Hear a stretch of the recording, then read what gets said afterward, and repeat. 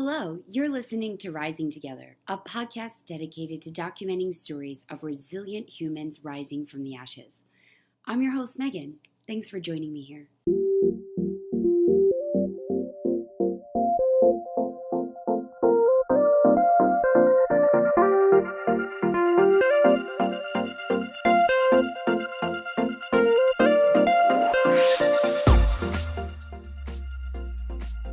Hello, everyone, and welcome to another episode of Rising Together. I'm your host, Megan, and I'm so excited today to be here with my wonderful new friend, Alison Hillman.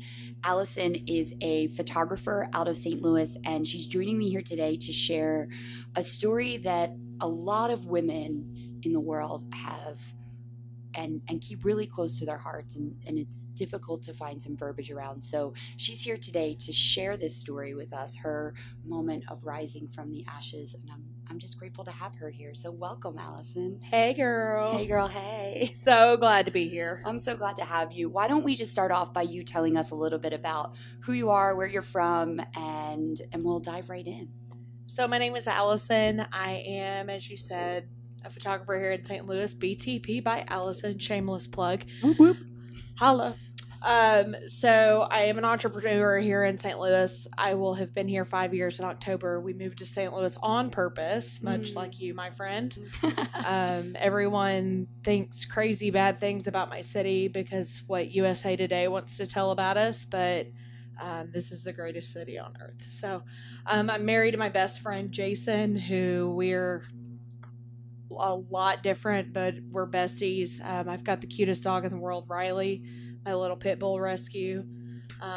No human children yet, which is what we're going to talk about. And best tribe on earth, and I'm pretty lucky to get to live the life I do. Yeah, I feel the same way, and I have felt that way since I met you and everyone here at NextCore, which is the co-working spot that Alison and I connected at. And it was almost friendship at first sight. You know, we kind of pointed our fingers at each other and we're like, "You're mine, I'm keeping you." It was really lovely. So I'm so honored today that you wanted to come on here and share your story of rising from the ashes. And so let's dive right in. Why don't you kind of set the stage for us and take us into one of these moments that really formed you, that really made you look at your life differently than you ever had before? So September 6th will make 9 years with my husband, and we were two party animals that got together, and we were friends for so long before we got married, and we made this bucket list of everything we were going to accomplish together so that we could grow our marriage and just build our friendship more, because it's the most important thing that you can do for your kids is to be good together. And I grew up in an atmosphere where my mom and my birth father they weren't good together, and they realized to be separate, that toxicity didn't need to be there. But even I didn't want to put that on my kids, because whether you realize you do or not, you do. So we created this bucket list and we traveled all over the place, and then the last item was ready to be checked off the list: Hawaii. And I mean, we had the conversation and I'm just gonna kind of just be blunt, because we're not, as women, we're not supposed to talk about infertility. Right. We learn in school that if you have sex, you're going to get pregnant. Well, guess what? It doesn't work that way. So, and I remember Jason and I having this purposeful conversation that we weren't going to have to pack condoms for Hawaii because we were going to try to have a baby. And it was just, and then we did it. And I went for my annual gyno appointment, and to tell her, hey, we're going to do this. And so some things happen, and 2 weeks before Hawaii, I get a phone call, and she said, I hate to break this to you, you do need to pack condoms for Hawaii. And I'm like, well, that's weird. And the nasty C word no one wants to hear comes up in cancer. And so we found out that I had what we thought was precancerous cells on my cervix. And I was going to have surgery right after we got back from Hawaii. to get rid of those and not to freak out because they were precancerous. It wasn't a big deal. She got in there and there was some cancer there. And so went through the whole process of getting that to go away, and we fixed it, and I didn't have to do intensive treatment from there. Praise the Lord. And then everything looked as it should, and I still wasn't getting pregnant, and then we moved to St. Louis, and there was a lot of stress between selling a house, so we took a step back, and it's like, well, maybe the stress is causing issues. Well, then I got a doctor here, and she goes, Allison, I have absolutely no idea why you're not getting pregnant. You should be. Everything is where it's supposed to be. We fixed your hormones. We fixed this. We fixed that. Just don't even, and I hate this. And ladies, if this is something you've ever been told, I think a lot of us feel this way. I really, really, really hate when they're like, just don't stress about it and don't think about it. Just sleep with your husband. And it's this magical unicorn. It's going to happen. And it's just, and as a woman, when my husband, from the time he knew what he wanted to name his son, he knew in sixth grade that he wanted to be an accountant, and he knew he wanted to be a dad and a husband. And those are the things. And my husband's a very simple guy, but and I couldn't make him a dad. And that's heartbreaking because I have this man that I'm madly in love with, and just that one dream I can't make happen. Yeah. And there's nothing I've wanted more than to be a mom. Right. Because I'm a pretty badass chick, and I have a lot of fun. You are a badass chick. You are a badass chick. We have season tickets to the Cardinals, and we go to all these concerts, and we have that missing piece of our story. And it was so heartbreaking, and I got really down and depressed, and I gained like 1 million pounds, and which not literally. Doesn't help anything, no, right? Nothing. So let's recap here. You finally meet your guy, your best friend, your partner. You guys have a very shared vision of, what your life's going to look like. And then boom, a cancer diagnosis. And like you said, so much gratitude that it wasn't any more serious than it was. So like you overcome this really big hurdle, which that in and of itself could be a moment of rising from the ashes, right? Yeah, absolutely. But there's a bigger piece on deck for you, right? Because you guys want to start this family, and it's like part of your shared vision. And now there's this big elephant in the room that is bringing up all of these difficult emotions for you. So it's kind of like that burning, and I see your cooling off period. You're rolling around in the ashes of kind of trying to figure out what's next. So how do you find your voice around that? How do you start to support yourself to grapple with this new reality that, there's a likelihood that you might not be able to have your own children, or what it means to be navigating infertility? I think I had to be fearless for a second, because these are really hard conversations, because we've been taught that if you're broken in a sense, and to me, and I had to grasp this, infertility doesn't mean that I'm broken. Everybody, you wouldn't tell a diabetic that can't properly produce insulin that they're broken. And it's literally no different. I can't produce a baby. Right. That's all it is. And so fully grasping that within myself so that I could have that real conversation with my husband and be like, okay, so Jason, you've always wanted a Jason Jr. What if he doesn't look like us? Right. What if we get him when he's 2? Then what? And so we had to have that conversation, and we finally came, okay, so we're going to look at adoption agencies and look at maybe even the foster care option, which is what we've decided is best for us. It's just such a brave and courageous choice. So, well, we want a good kid, and there are good kids that need a good home. So it just makes sense. So many good kids that need good homes right now, So we had that conversation, and I grew up in a very Southern family where, like we've said before, you can't talk about certain things. And so we finally got them to wrap their brain around that this is what we're going to do. And it's a great thing. And, sometimes it took them a little bit longer to catch up with us, but it was fine. And so now, there was a point that I started to apologize to my mother-in-law a few months ago.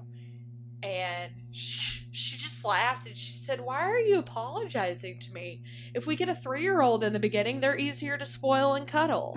So it just, I kind of had to forgive myself and wrap my brain around that this is okay. Yeah. And one, I'm not alone. There's so many women out there that have gone. I've heard so many stories of people that, because everyone wants to tell their story once you realize there's that connection. It's like, well, this is what happened to me. And I've heard a million times, well, when you adopt your first baby, you're probably going to get pregnant 6 months later. So, which is fine. And you're like, and if fine, that if happens, awesome. I'll have a basketball team. So, anyway. No, I love it. So what I hear you saying is that, number one, you had to have some deep conversations with yourself, and exercise a lot of self-compassion. I mean, what's RuPaul say? If you can't love yourself, how do you expect to love anybody else? Can I get an amen? Amen.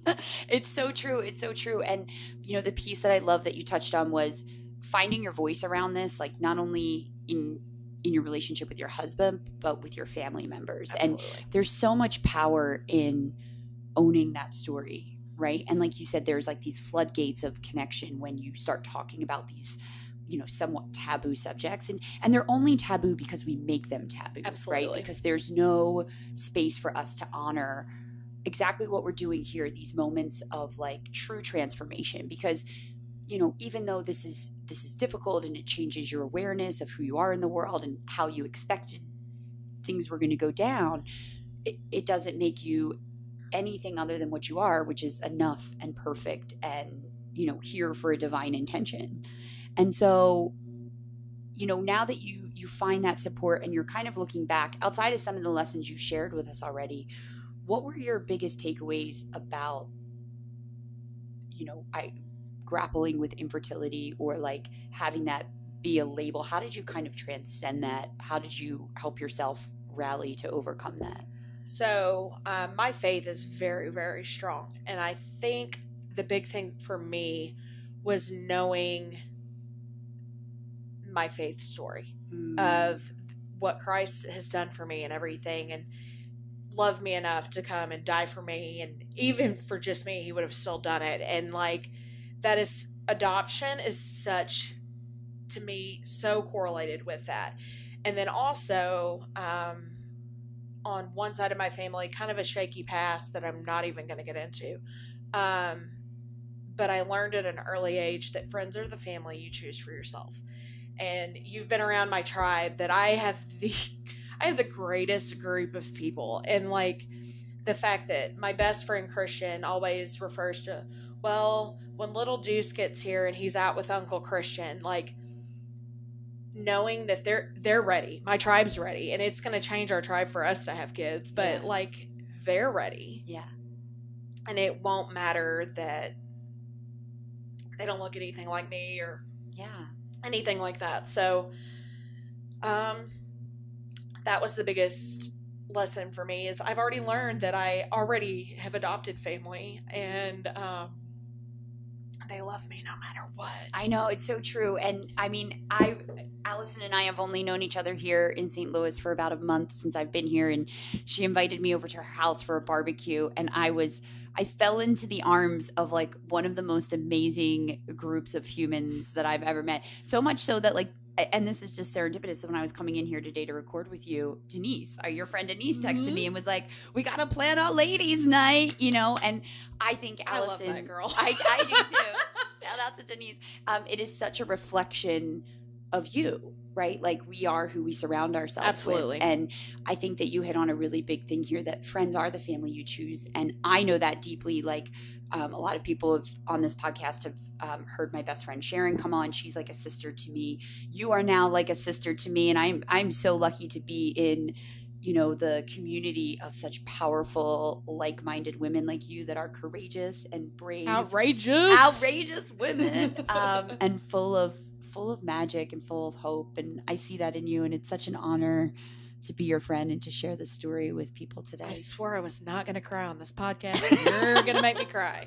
So, I think one of the things that I literally, and I keep telling Jason this, so many of the natural birth children, like, I don't think my mom planned to get pregnant when she did. She was married and fit the stereotype or whatever. But like when little Allison Jr., Jason Jr. shows up, I became their parent on purpose. And I can't wait to tell them that. They were chosen. They literally were my kid on purpose. So, and I think Jason and I are the perfect parents to do that. Oh, I know it. Because anytime we do something, we don't halfway do something. No, you guys are all in or asleep. Yeah. Well, I'm so grateful for you to share this today. I think it sheds a lot of light on this experience that so many, like we said in the beginning, so many women have either been through themselves or are watching a friend or a family member navigate. And it's a dark place. It is a dark place. And I think that, this story is really a reminder that we have to move with compassion and honor, self-forgiveness. And let's talk about it. And yeah. Ask questions. It is okay to ask questions until you're told to leave me alone. Right. So, and ladies, if you are going through this, you are okay. You are enough. You are not broken. This is just that I always say as a photographer, I capture your story no matter the chapter. That is just a different chapter in your life. Maybe you only get to be a fur mom. And guess what? That's pretty fantastic too. And maybe you're meant to be a foster mom that you end up adopting from there. Maybe you end up adopting 12 kids from an adoption agency. Sure. That story is enough. And you don't owe anyone anything. So I can't say that enough to women.